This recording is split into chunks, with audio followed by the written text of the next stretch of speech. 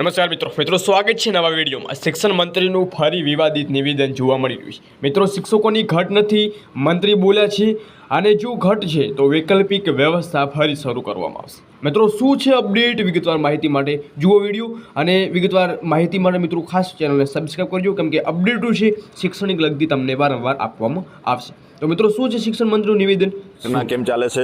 જિલ્લા આંતરિક બદલીઓ થઈ છે, તાલુકા ફેરની બદલીઓ થઈ છે અને નવી ભરતીની પ્રોસેસ ચાલુ છે। એટલે મારું માનવું છે ત્યાં સુધી જે શિક્ષક મિત્રો હશે પણ જેમને બદલી થઈ હશે, તાલુકા આંતરિક બદલી થઈ હશે, જિલ્લા ફેરમાં બદલી થઈ હશે અથવા જિલ્લા આંતરિક બદલી થઈ છે એટલે એ લોકો છૂટા થયા હશે, એટલે અત્યારે બે શિક્ષકો હશે। એટલે એ સાચી હકીકત છે એ મેળવી અને આવનારા સમયમાં આપણે 24,700 જેટલી ભરતી કરવા માટેની પ્રોસેસ આપણે ચાલુ છે, ઓન ગોઈંગ છે।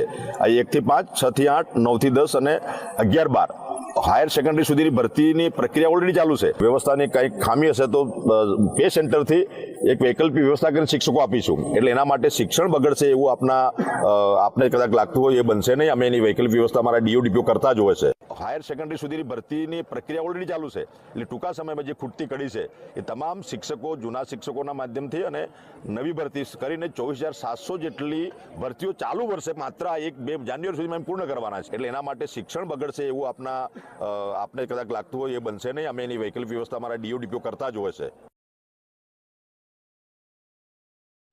તો મિત્રો આ હતી મહત્વની અપડેટ। વિડીયો પસંદ આવે વિડીયોને લાઈક કરજો, ચેનલ પર નવા છો તો ખાસ મિત્રો ચેનલને સબસ્ક્રાઈબ કરવાનું ભૂલતા નહીં અને વધુમાં વધુ વિડીયોને શેર કરજો, જેથી ઉમેદવારો ફરી જાગૃત થાય અને ભરતી મુદ્દે કંઈક નવી વિચારણા કરે।